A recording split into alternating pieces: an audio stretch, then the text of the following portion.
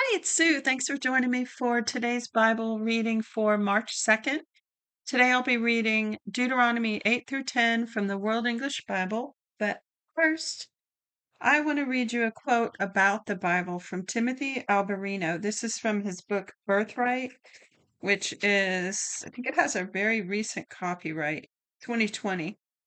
Copyright 2020, Tim Alberino, Birthright. And in here he talks a little bit about the Bible. It's just two short paragraphs. He says, in today's society, the Bible is generally regarded as an archaic book of Jewish fables with little little relevance to modern man.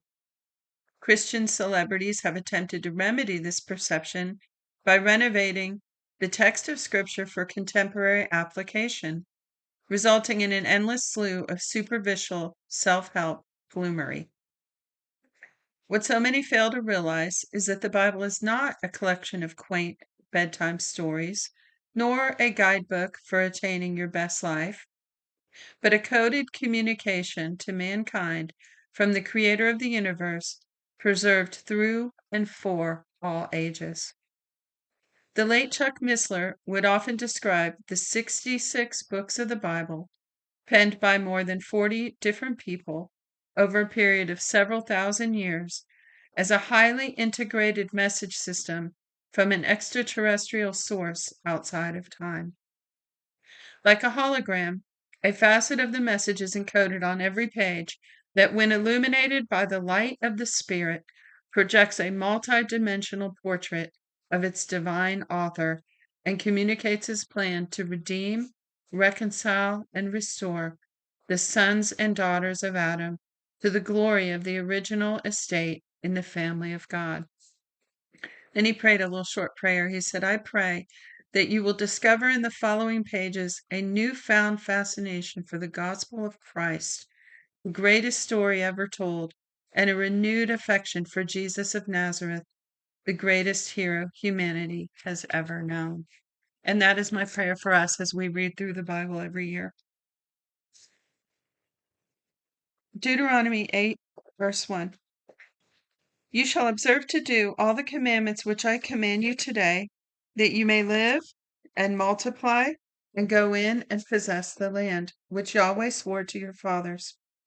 You shall remember all the way which Yahweh your God has led you these 40 years in the wilderness, that he might humble you, to prove you, to know what was in your heart, whether you would keep his commandments or not.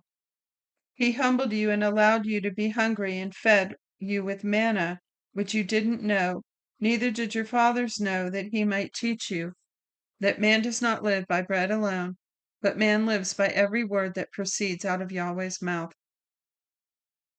Your clothing didn't grow old on you, neither did your foot swell these 40 years. You shall consider in your heart that as a man disciplines his son, so Yahweh your God disciplines you. You shall keep the commandments of Yahweh your God, to walk in his ways and to fear him. For Yahweh your God brings you into a good land, a land of brooks of water, of springs, and underground water flowing into the valleys and hills, a land of wheat and barley, and figs and vines, and vines and fig trees and pomegranates, a land of olive trees and honey, a land in which you shall eat bread without scarceness. You shall not lack anything in it, a land whose stones are iron, and out of whose hills you may dig copper. You shall eat and be full, and you shall bless Yahweh your God for the good land which he has given you. Now, let me stop right there. It's so interesting because I just 5 minutes ago watched something about an artifact that was found it was in the Levant area, the Middle East.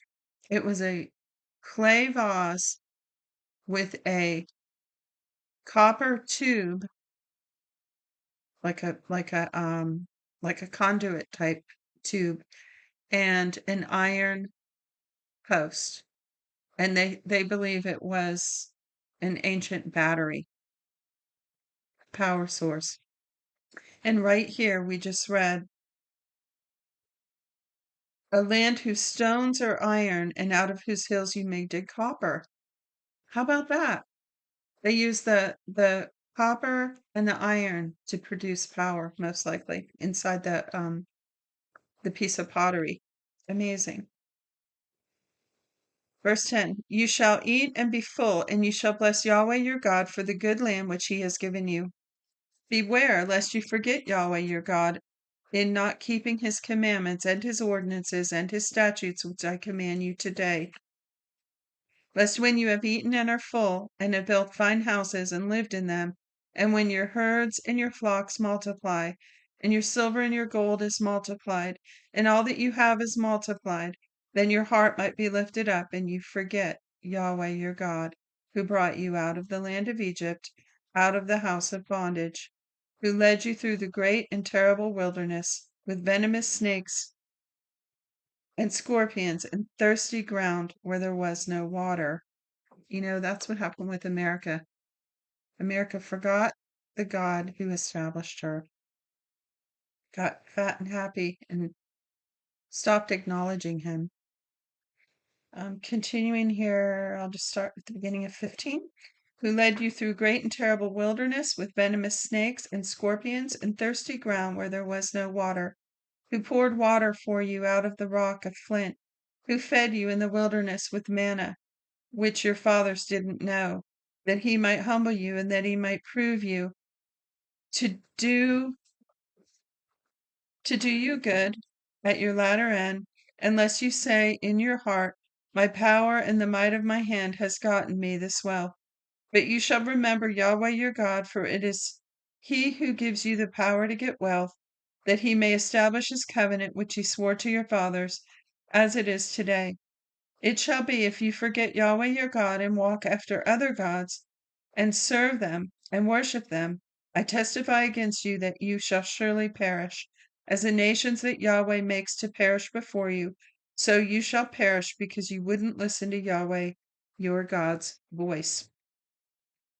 Hear, Israel, you are to pass over the Jordan today, to go in to dispossess nations greater and mightier than yourself, cities great and fortified up to the sky.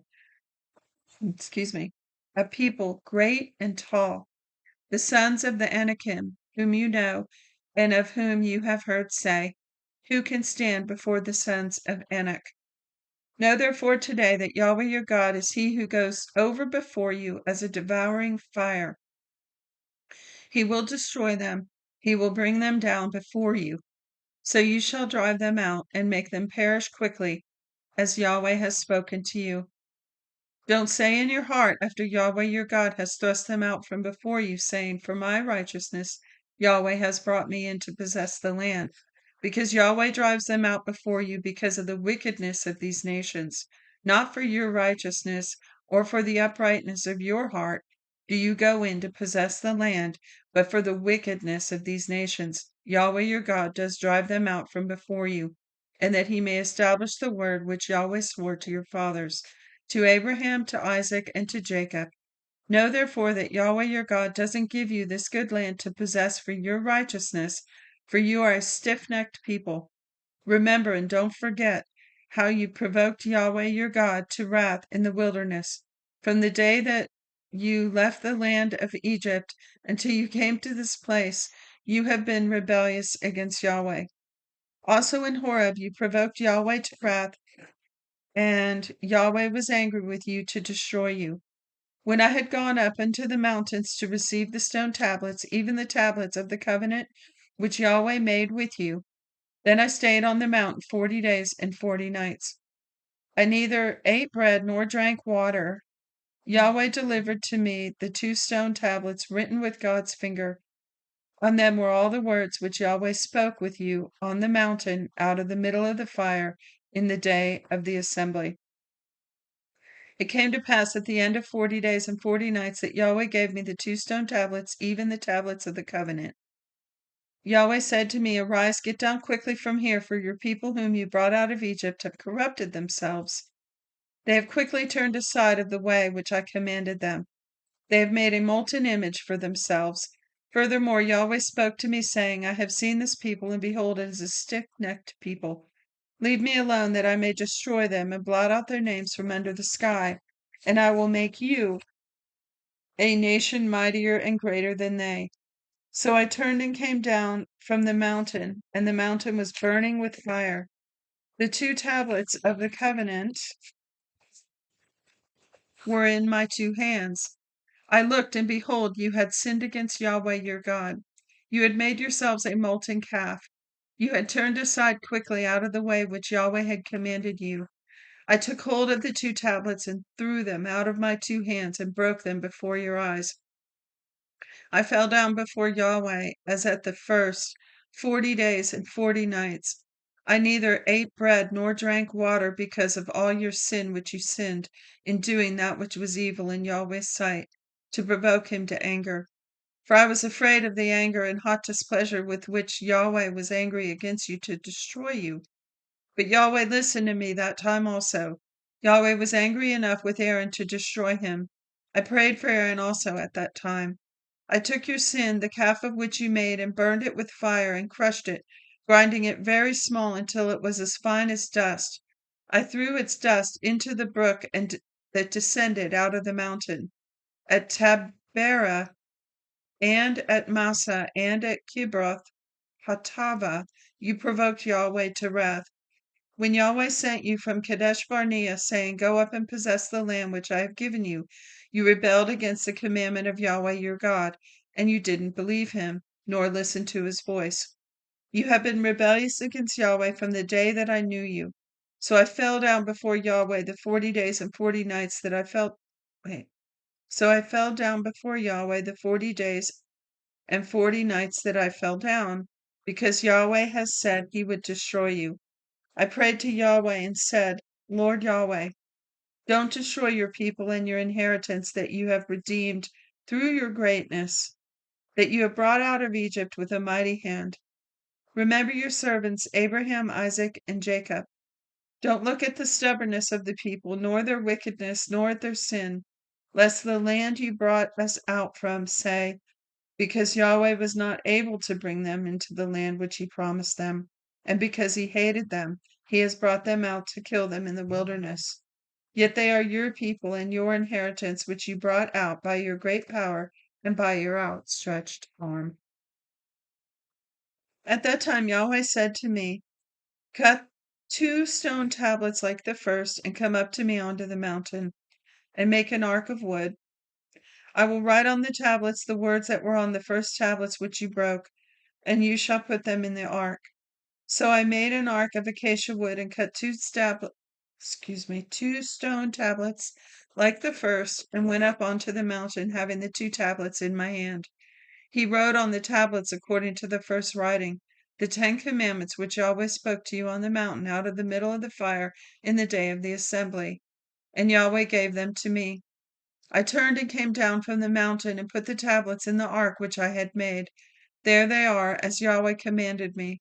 The children of Israel traveled from Beeroth, Bene Jaakan to Mazarah. There Aaron died, and there he was buried. And Eleazar, his son, ministered in the priest's office in his place. From there they traveled to Gudgodah, and from Gudgodah to Jotbathah, a land of brooks of water.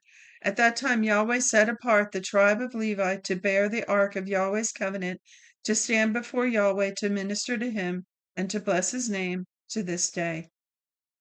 Therefore Levi has no portion nor inheritance with his brothers. Yahweh is his inheritance, according to Yahweh your God spoke to him.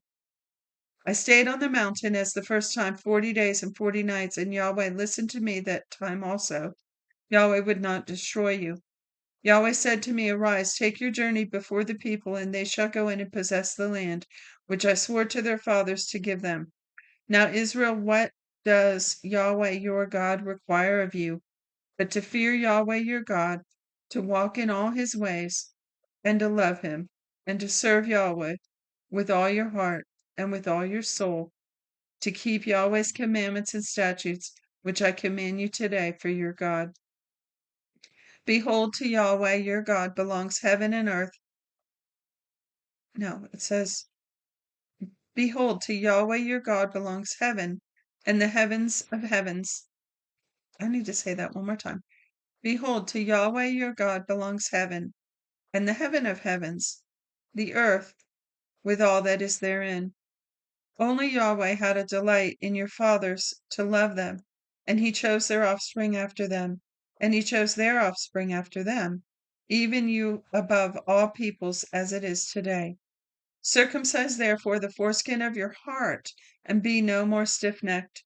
For Yahweh your God, he is God of gods and Lord of lords, the great God, the mighty, and the awesome, who doesn't respect persons, nor takes reward. He does execute justice for the fatherless and widow, and he loves the foreigner, in giving him food and clothing. Therefore love the foreigner, for you were foreigners in the land of Egypt. You shall fear Yahweh your God, you shall serve him, you shall cling to him, and you shall swear by his name. He is your praise, and he is your God, who has done for you these great and awesome things, which your eyes have seen. Your fathers went down into Egypt with 70 persons, and now Yahweh your God has made you as the stars of the sky for a multitude. That's it for today's reading. Thanks for joining me. I'll see you next time. Shalom, shalom.